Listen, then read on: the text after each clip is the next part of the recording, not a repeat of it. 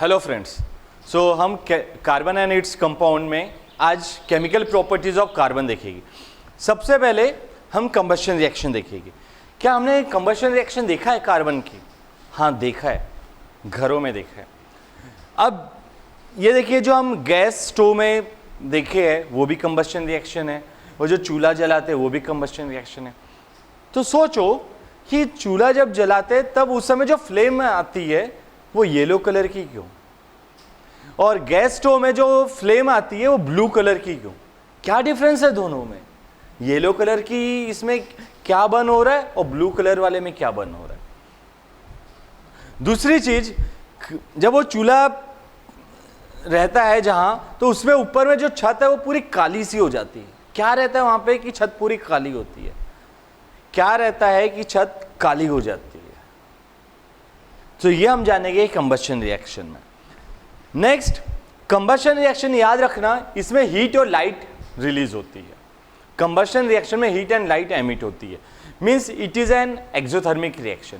और इसमें जो बाय प्रोडक्ट है या जो प्रोडक्ट फॉर्म हो रहे हैं that are CO2 and H2O।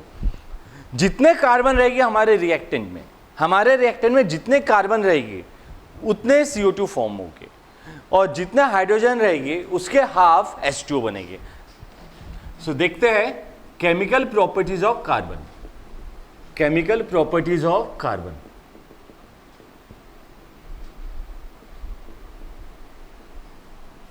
इसमें सबसे पहला है कंबशन रिएक्शन। इसमें सबसे पहले है कंबशन रिएक्शन। इसमें जैसे हमने CH4 लिया, ये बर्न हो रहा है in presence of oxygen, it forms CO2 and H2O plus it gives heat and light. अब याद रखना, जितने कार्बन है उतने CO2 बनेंगे। सो एक कार्बन है एक CO2, और जितने हाइड्रोजन है उसके हाफ, तो 4 हाइड्रोजन है, सो ट्वाइस H2O। हम और एक रिएक्शन ले लेते हैं, C2H6 प्लस O2, सो यहां पे भी CO2 plus H2O plus heat plus light. जितने कार्बन उतने CO2, सो 2 हाइड्रोजन 6 है यहाँ पे, सो थ्राइस H2O। हाँ, अब हमें ये दोनों रिएक्शन में ऑक्सीजन को भी बैलेंस करना है। सो जैसे यहाँ पे 2 ऑक्सीजन और ये 2, 4 ऑक्सीजन हुए, सो 4 डिवाइड बाई 2, क्योंकि यहाँ पे 2 है, 4 डिवाइड बाई 2, सो 2 O2। यहाँ पे 4 and 3 7 ऑक्सीजन है, 7 डिवाइड बाई 2, 7 बाई 2 O2। अगर यही हम इथेनॉल ले लेते हैं, C2H5OH, इथेनॉल प्लस O2, सो यहाँ पे 2 कार्बन है, 2 CO2 प्लस 6 हाइड्रोजन है, 5 प्लस 1 6, सो ये हुआ 3 H2O plus heat plus light. अब ऑक्सीजन कितने हैं? 4 और ये 3, 4 प्लस 3 7, और इस साइड 1 है पहले, तो हमें ये 6 होना, तो 6 बाई 2 इज 3। ये हो गया। सो कंबशन रिएक्शन में जो कार्बन कंपाउंड है वो बर्न हो रहा है to give heat and light, and in this process CO2 and H2O are form. अब मेरा जो क्वेश्चन था कि जब चूल्हा हम जलाते उस समय येलो कलर की फ्लेम दिखती है एंड गैस स्टोव में ब्लू कलर की फ्लेम दिखती है, ऐसा क्यों? सो जब येलो कलर की फ्लेम दिखती है, सो वहां पे अनसैचुरेटेड हाइड्रोकार्बन रहता है। तो जब अनसैचुरेटेड हाइड्रोकार्बन को बर्न किया जाता है, सो येलो कलर की फ्लेम बनती है, और जब सैचुरेटेड हाइड्रोकार्बन को बर्न करते हैं, सो याद रखना दोस्तों, ब्लू कलर की फ्लेम बनती है। Means unsaturated hydrocarbon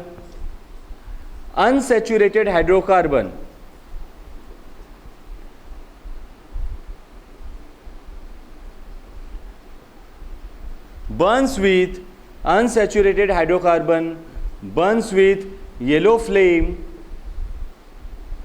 while saturated hydrocarbon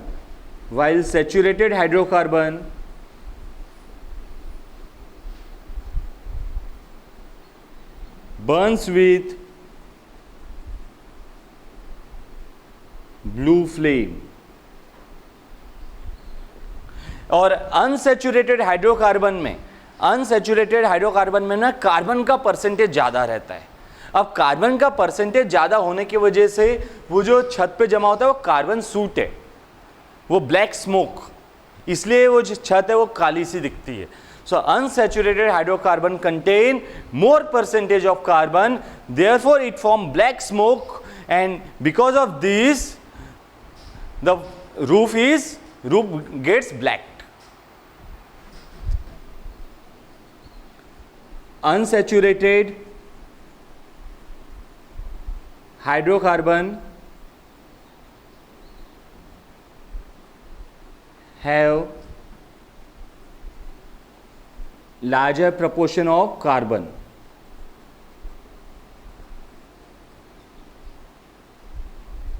And hence it releases black smoke.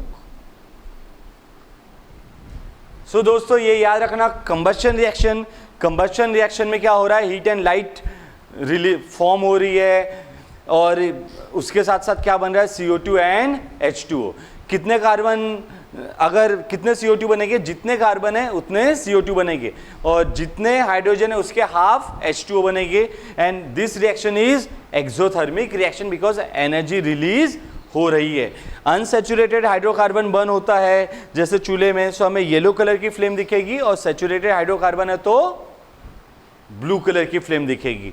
और अनसेचुरेटेड हाइड्रोकार्बन में क्या ज्यादा रहता है, percentage of carbon, proportion of carbon, और उसी की वजह से जो छत है, जो रूफ है, वो कैसी दिख रही है, ब्लैक कलर की. अब हम नेक्स्ट रिएक्शन देखेंगे, ऑक्सीडेशन रिएक्शन.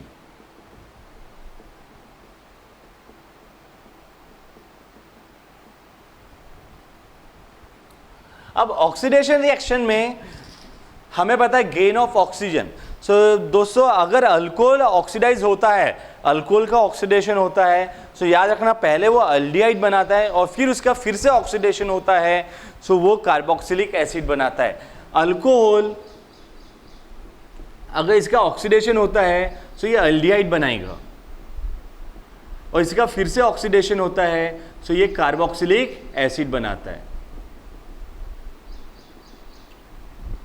सो अगर इथाइल अल्कोहल है, इथाइल अल्कोहल अगर इसका ऑक्सीडेशन हो रहा है इन प्रेजेंस ऑफ K2Cr2O7 और KMnO4, सो हमें क्या मिलेगा, ethanoic acid.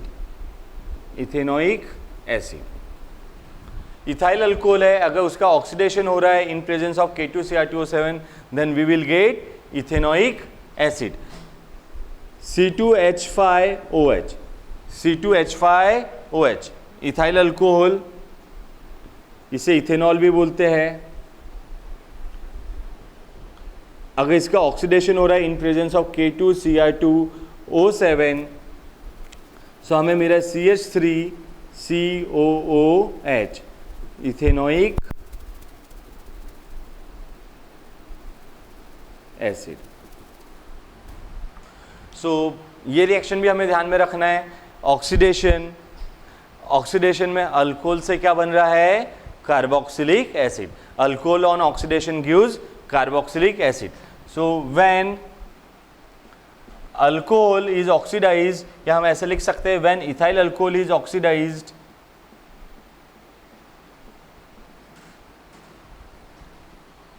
when ethyl alcohol is oxidized in presence of K2Cr2O7,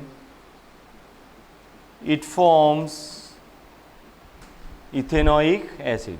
It forms ethanoic acid. Next reaction हम देखेंगे addition reaction. Addition reaction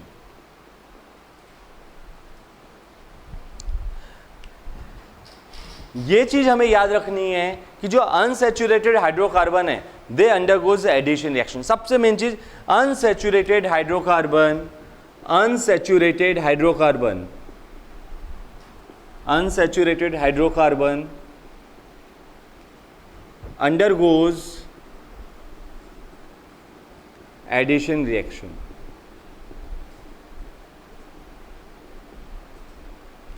and form saturated compound, and form saturated compound. So जो unsaturated hydrocarbon है वो addition reaction होती है उनकी, और क्या बनाते हैं वो सैचुरेटेड कंपाउंड। जैसे कि हम कंसीडर कर ले सी डबल बॉन्ड सी और ये हाइड्रोजन ले लिए। सो अगर इसका हाइड्रोजनेशन हो रहा है, अगर एडिशन ऑफ हाइड्रोजन है, एडिशन रिएक्शन यहाँ पे क्या ऐड हो रहा है, hydrogen. So addition of hydrogen is also termed as hydrogenation. Hydrogenation catalyst हम यूज करें या तो प्लेटिनम या निकेल, सो ये क्या बनाएगा, सैचुरेटेड, मतलब ये डबल बॉन्ड ब्रेक होगा और हाइड्रोजन ऐड हो जाएगा, ये इस तरह से। सो ये जो रिएक्शन है, this reaction is used for hydrogenation of oil. This reaction is used for hydrogenation of oil, और इसी से फिर हम वनस्पतिक घी बनाते हैं, और इसी से हम वनस्पतिक घी बनाते हैं। तो याद रखना एडिशन रिएक्शन में क्या हो रहा है, अनसैचुरेटेड हाइड्रोकार्बन से सैचुरेटेड हाइड्रोकार्बन यूज बन रहा है, और यहाँ पे कौन सा कैटलिस्ट यूज होता है, प्लेटिनम और निकेल। सो हमने केमिकल प्रॉपर्टीज ऑफ कार्बन में 3 रिएक्शन देख लिया। कंबस्शन रिएक्शन, कंबस्शन रिएक्शन में एक्सोथर्मिक रिएक्शन है, हीट एंड लाइट रिलीज हो रही है, और क्या क्या बन रहा है, CO2 और H2O।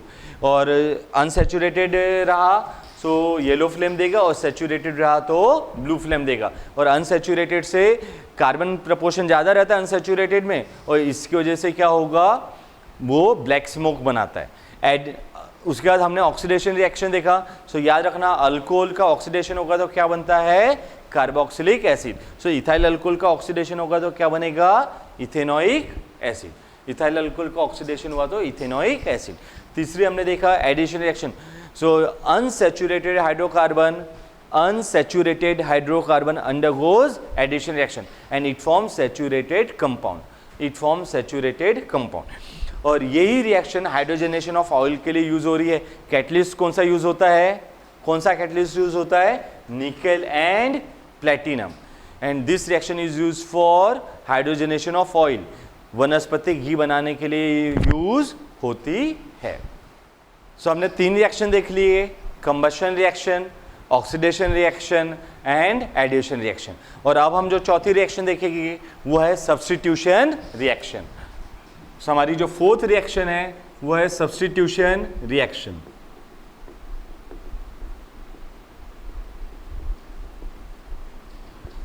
सब्स्टिट्यूशन रिएक्शन में दोस्तों याद रखना generally saturated hydrocarbon undergo substitution reaction. Mostly saturated hydrocarbon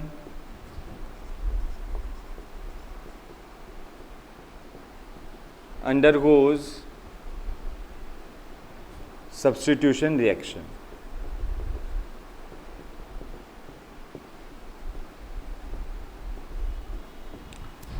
mostly saturated hydrocarbon undergoes substitution reaction.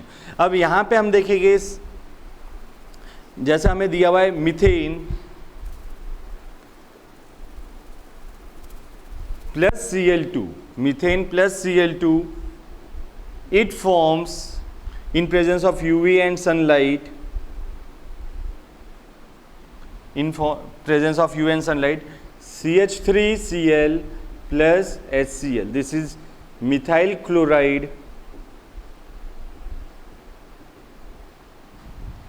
ये सो ये जो है इस रिएक्शन को बोला जाता है chlorination of alkane, chlorination of alkane, and it is continuous process, it is continuous process और इसमें हमें mixture of different alkyl chlorides मिलते हैं, mixture of different alkyl chloride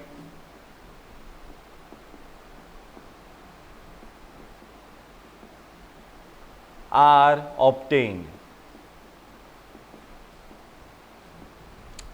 so हम देखते हैं ये रिएक्शन जैसे CH4 है, तो ये हो कैसे रही है, इस तरह से, plus Cl in presence of UV और sunlight, in presence of UV and sunlight. So ये जो बॉन्ड है ये बॉन्ड ब्रेक हो रहा है और यहां से ये, सो ये HCl बन जाएगा और ये Cl यहाँ पे अटैच हो जाएगा। सो इन शॉर्ट क्या हो रहा है कि ये Cl ये हाइड्रोजन को रिप्लेस कर रहा है, सब्स्टिट्यूट कर रहा है, और इसलिए इसे क्या बोला गया, सब्स्टिट्यूशन रिएक्शन। CH ये H और यहाँ पे हाइड्रोजन को किसने रिप्लेस किया, Cl ने, तो ये हुआ Cl प्लस हमें क्या मिल गया, HCl। This is methyl chloride, इसका IUPAC नेम क्या हो जाएगा, एक ही Cl अटैच है एक ही कार्बन को, सो क्लोरो एक कार्बन है इसलिए मीथेन, ये है हमारा मीथेन। अब हमने जैसे बोला कि mixture of different alkyl chloride are obtained, so यहाँ पे और भी Cl2 है, सो ये जो हाइड्रोजन को वो भी रिप्लेस करते जाएंगे। सो जैसे अभी ये CH3Cl हुआ, ये CH3Cl हुआ प्लस Cl2, सेम वैसा ही UV एंड सनलाइट में, सो यहाँ पे दूसरा हाइड्रोजन भी रिप्लेस होगा। सो अब पहले 4 थे, फिर 3 हुए, अब 3 है, सो अब 2 ही हाइड्रोजन बचेंगे, CH2 और फिर Cl2 प्लस HCl। सो यहाँ पे 2 क्लोरीन अटैच है, सो ये हो गया डाइक्लोरोमीथेन। अब ये CH2Cl2 से भी हाइड्रोजन रिप्लेस हो सकता है, सो CH2Cl2 plus Cl2 in presence of UV and sunlight, so ये हुआ CH और तीसरा Cl आ गया यहाँ पे CHCl3 plus HCl, so this is ट्राइक्लोरोमीथेन, ये हो गया ट्राइक्लोरोमीथेन। इसे एक और चीज बोलते हैं क्लोरोफॉर्म। सो दोस्तों क्लोरोफॉर्म के बारे में आप जानते हो क्या, ये क्लोरोफॉर्म एनेस्थेसिया के लिए यूज़ होता था, एनेस्थेसिया, और हमने पहले हिंदी टीवी चैनल्स में देखा है या पुरानी मूवीज़ में देखा है, वो रुमाल में डाल के बेहोश करने के लिए, वो कुछ और नहीं रहता, वो क्लोरोफॉर्म ही रहता है, लेकिन उसके कुछ साइड इफ़ेक्ट्स थे इसलिए अब उसे यूज़ नहीं करते हैं, ये चीज़ याद रखना। बट ये याद रख लो CHCl3 मतलब क्लोरोफॉर्म, और देख लो हमें CH3Cl मिला, CH2Cl2 मिला, CHCl3 मिला, यहाँ पे अभी भी एक हाइड्रोजन है वो भी सब्स्टिट्यूट हो सकता है, सो CHCl3 plus Cl2 in presence of UV and sunlight, so we will get CCl4 plus HCl, this is carbon tetrachloride, और इस तरह से सब्स्टिट्यूशन रिएक्शन में हमें mixture of different alkyl chlorides मिलते हैं, सब्स्टिट्यूशन रिएक्शन में हमें डिफरेंट अल्काइल क्लोराइड्स मिलते हैं। तो दोस्तों हमने केमिकल प्रॉपर्टीज ऑफ कार्बन में 4 रिएक्शन देखी, combustion reaction, oxidation reaction, addition reaction and substitution reaction. ये रिएक्शन याद करना बहुत इजी हो जाता है अगर हम इसके एक प्रॉपर चार्ट बनाएं, तो उससे हमें बहुत जल्दी पूरी रिएक्शन याद हो जाती है। लेकिन अगर हम ये चार्ट नहीं बनाते हैं तो हमें वो याद करने में ज़्यादा समय लगेगा। सो जितने भी रिएक्शंस हो उसकी एक बेसिक समरी बना के एक बेसिक सा चार्ट बनाइए ताकि आपको जल्दी जल्दी वो याद हो। सो अब हमारा टॉपिक है इथेनॉल। इसे इथाइल अल्कोहल भी बोलते हैं और इसे स्पिरिट भी बोलते हैं।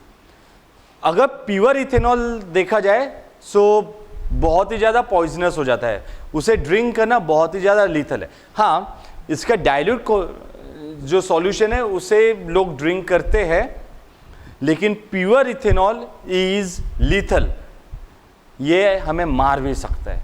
सेम ऐसा ही मिथेनॉल भी पॉइजनस है ना। ये इथेनॉल को हम एज ए फ्यूल भी यूज़ करते हैं, इथेनॉल को एज ए फ्यूल भी यूज़ किया जाता है। सो इथेनॉल के बारे में और ज़्यादा जानते हैं, उसकी रिएक्शन जानते हैं। सो पहले तो ethanol also known as ethyl alcohol,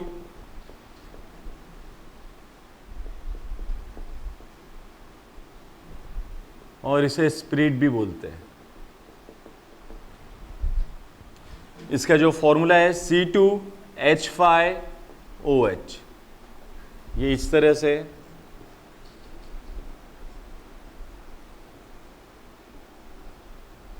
HOH।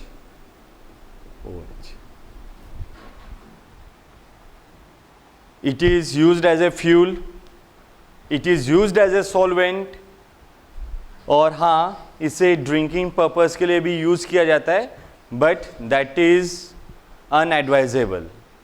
वो हार्मफुल है, वो एडिक्शन हो सकता है, सो वो नहीं करना चाहिए। नाउ हम देखेंगे reaction of ethanol, reaction of ethanol with sodium, reaction of ethanol with sodium. So यहां पे जैसे ये हुआ, ये हमारा इथेनॉल है, अगर ये सोडियम से रिएक्ट कर रहा है, सो ये जो हाइड्रोजन है इस बॉन्ड को वो ब्रेक करेगा, यहां से ये बॉन्ड को ब्रेक करेगा और ये हाइड्रोजन निकल जाएगा। सो अब क्या हो गया, C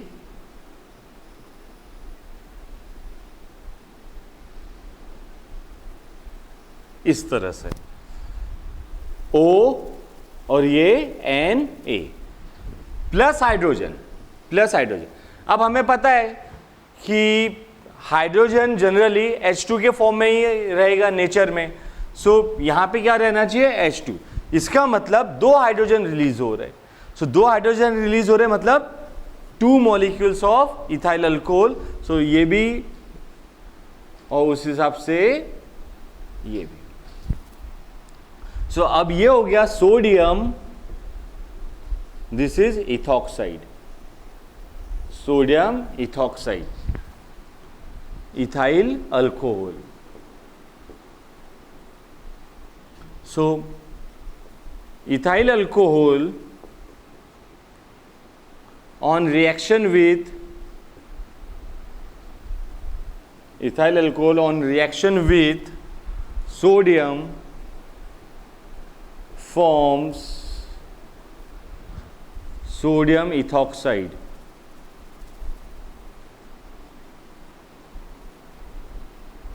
In this process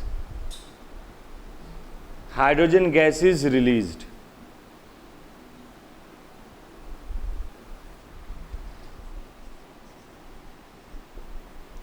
so easy सी रिएक्शन है, ध्यान में रखना है हमें। Next reaction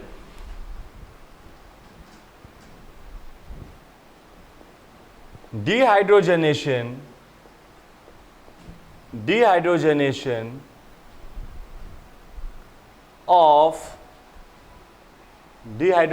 of ethanol.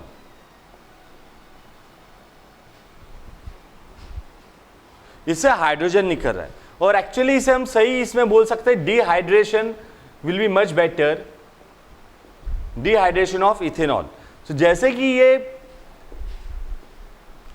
हमारा इथेनॉल हुआ, सो देखो इसमें क्या हो रहा है, मैं ये OH इधर दिखा रहा हूं। सो अगर हमने ये OH हटा दिए, यहां से ये OH हटाए और दूसरे वाले से ये H हटाए, सो अभी दोनों की एक एक वैलेंसी सेटिस्फाई करना बाकी है, सो यहाँ पे डबल बॉन्ड बन जाएगा। सो अगर डिहाइड्रेशन हो रहा है या कोई मॉलिक्यूल या कोई एटम लॉस हो रहा है, एलिमिनेट हो रहा है, सो याद रखना दोस्तों वो सैचुरेटेड से अनसैचुरेटेड बन जाएगा, मतलब जहाँ सिंगल बॉन्ड है वहाँ पे डबल बॉन्ड आ जाएगा। सो डिहाइड्रेशन ऑफ इथेनॉल में क्या हो रहा है, at 170 degree Celsius, C double bond C H plus H2O, ये HOH means H2O, HOH means H2O. सो इथेनॉल से हमें क्या मिल रहा है? Ethene. So when ethanol undergoes dehydration, when ethanol undergoes dehydration at 170 degrees Celsius, it forms ethene. और ये याद रखना, सैचुरेटेड कंपाउंड से हमें क्या मिल रहा है? Unsaturated compound. सो इथेनॉल में हमने दो रिएक्शन देख लिए, reaction of ethanol with sodium and dehydration of ethanol. Next reaction is dehydration of ethanol. Dehydration of ethanol. So dehydration of ethanol में देखो कि C ये हमारा इथेनॉल बन गया. सो हम क्या कर रहे हैं? इधर में H दिखा रहा है, इधर OH. सो डिहाइड्रेशन मतलब क्या?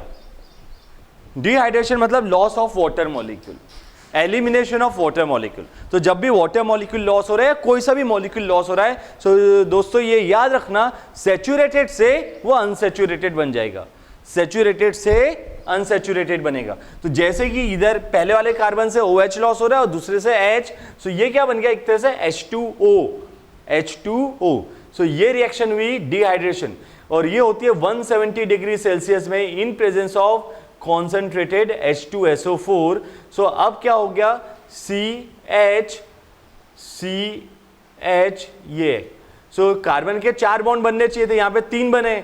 सो उसे सेटिस्फाई करने के लिए डबल बॉन्ड बनाता है, मीन्स सैचुरेटेड से unsaturated plus H2O. So we get ethene from ethanol. Ethanol से हमें क्या मिल गया? Ethene. So when ethanol undergoes dehydration, when ethanol undergoes dehydration, dehydration मतलब ध्यान रखना दोस्तों, loss of water molecule. Dehydration, loss of water molecule. Ethene is formed, या in presence of concentrated H2SO4 at 170 degrees Celsius, ethene is formed. और इसमें क्या release हो रहा है? H2O molecule. ओके फ्रेंड्स, सो अब हम एक टॉपिक देखेंगे, इथेनोइक एसिड. इथेनोइक एसिड, इसे एसेटिक एसिड भी बोला गया है. एसेटिक एसिड, फॉर्मूला इसका CH3COOH.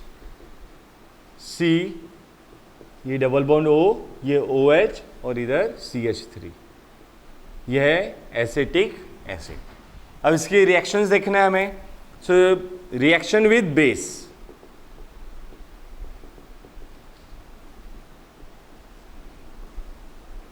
सो इसमें पहला reaction with NaOH. Reaction with NaOH. अब रिएक्शन विथ NaOH में हम देखेंगे, अगर बेस के साथ रिएक्शन हो रही है और ये एसिड है, सो हमें पता है neutralisation reaction. When acid react with base it form salt and water. When acid react with base it form salt and water. So उसी तरह से जैसे CH3C डबल बॉन्ड OH, या हम सीधा सा CH3COH भी लिख सकते हैं. It reacts with base NaOH, it will form salt and water. So ये बन जाएगा CH3C double bond ONA. CH3C double bond ONA plus H2O. So ये था हमारा एसेटिक एसिड या ethanoic acid. It react with base sodium hydroxide and it form salt. That is sodium acetate and water. इसी में reaction with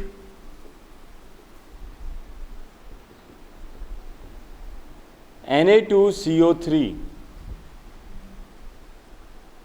sodium carbonate, यह है sodium carbonate, CH3COOH plus Na2CO3, Na2CO3। अब देखो यहां पे एक Na था और एक हाइड्रोजन रिप्लेस हुआ, अब यहां पे दो Na है, तो हम क्या करेंगे, पहले ही इसे दो, so now twice CH3COO, twice CH3COO Na, twice CH3COO Na। अब H2 और एक O, so H2O plus CO2, H2O plus CO2। Same इसी में एक और रिएक्शन है, reaction with sodium bicarbonate NaHCO3, sodium bicarbonate, reaction with sodium bicarbonate. So इसमें क्या है, CH3COOH प्लस NaHCO3, NaHCO3। सो एक ही Na था इसलिए हमने इसे भी एक ही लिए अभी, सो ये हो गया CH3COONA, CH3COONA plus H2O plus CO2। सो ये बेसिक सी रिएक्शन थी, और सीधा सा दोस्तों याद रखना है, when acid reacts with base it form salt and water. So यहां पे वो सॉल्ट क्या है, सोडियम एसीटेट, सॉल्ट क्या है, सोडियम एसीटेट। जो नेक्स्ट रिएक्शन है वो है स्टेरिफिकेशन।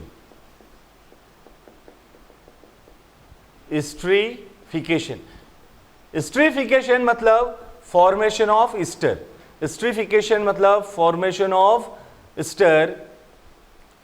सो इसमें याद रखना, जैसे alcohol plus acid plus carboxylic acid, it forms Easter plus H2O। सो जैसे कि हम देखते हैं ethanol C2H5OH, C2H5OH plus CH3COOH, CH3COOH, it will form CH3COO, CH3COO, C2H5, CH3COO, C2H5 plus H2O. Now this is ethanol, ethanoic acid, ethanoic acid, यह है ethyl acetate, ethyl acetate. So when carboxylic acid reacts with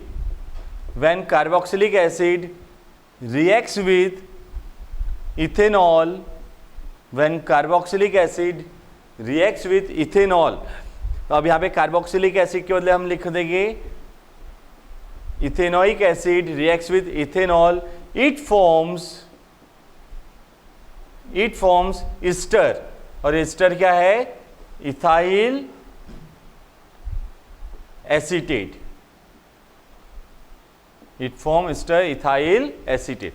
so ethanoic acid, उसकी हमने reaction with base देखे, and जब base के साथ reaction हो रही है सो न्यूट्रलाइजेशन रिएक्शन है, और फिर हमने एस्टरिफिकेशन वाली रिएक्शन देखे जिसमें वो अल्कोहल के साथ कंबाइन होके एस्टर बना रहा है।